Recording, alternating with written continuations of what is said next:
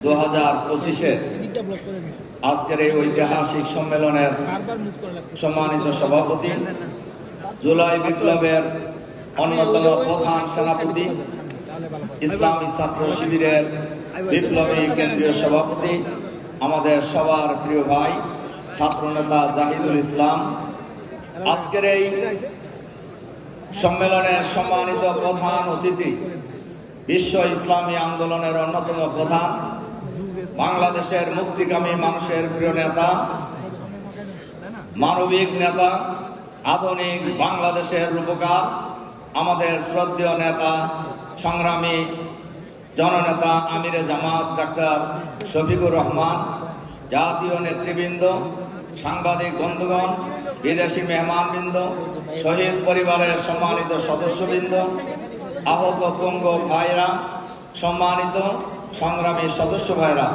আসসালামু আলাইকুম রহমতুল্লাহি ওয়া বারাকাতুহু।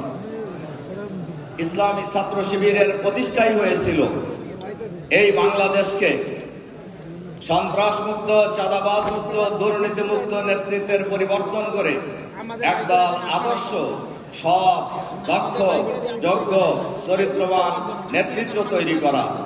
আলহামদুলিল্লাহ, ইসলামী ছাত্র শিবির সেই কাজটি যথারীতিভাবে চালিয়ে যাচ্ছেন। ইসলামী ছাত্র শিবির হাজারো জুলুম, নির্যাতন, শাহাদাতের সিঁড়ি বেয়ে ইসলামী ছাত্র শিবির আজ বাংলাদেশের সর্ববৃহৎ ছাত্র সংগঠনে পরিণত হয়েছে।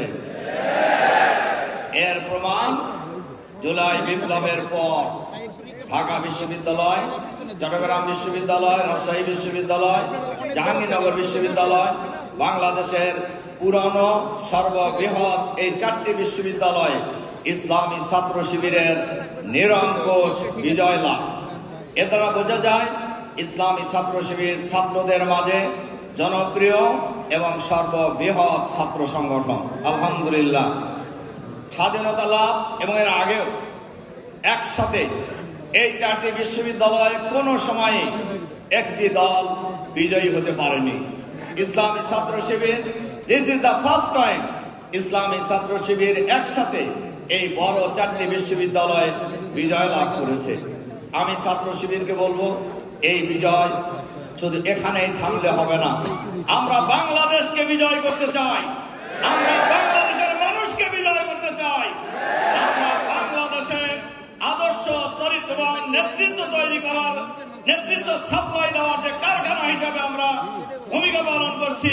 আগামী দিনের বাংলাদেশ হবে ইসলামের বাংলাদেশ, আগামী দিনের বাংলাদেশ হবে দুর্নীতিমুক্ত বাংলাদেশ ইনশাআল্লাহ। এর সাথে সাথে আরেকটি কথা বলেই আমার কথা শেষ করতে চাই। জুলাই বিপ্লব হলেও আধিপত্যবাদী শক্তির ষড়যন্ত্র, তাদের থাবা এখনো বন্ধ হয়নি। বাংলাদেশে যারা আধিপত্যবাদী শক্তির দোসর রয়েছে, তারা আবার এই আধিপত্যবাদী বিরোধী শক্তিকে নির্মূল করার কাজে লেগে গেছে। এজন্য এর অন্যতম উদাহরণ হলো শরীফ ওসমান হাদির নৃশংস হত্যাকাণ্ড।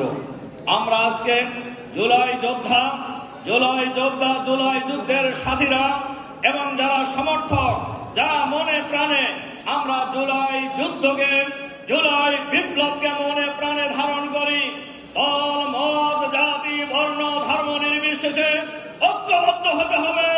আমরা আধিপত্যবাদী শক্তিকে এই বাংলাদেশে আগামী দিনে চিরদিনের জন্য পরাজিত করব ইনশাআল্লাহ। সেই প্রত্যয় ব্যক্ত করে আপনাদের প্রতি আবারও আন্তরিক মোবারকবাদ জানিয়ে, শুভেচ্ছা জানিয়ে আমার বক্তব্য এখানে শেষ করছি।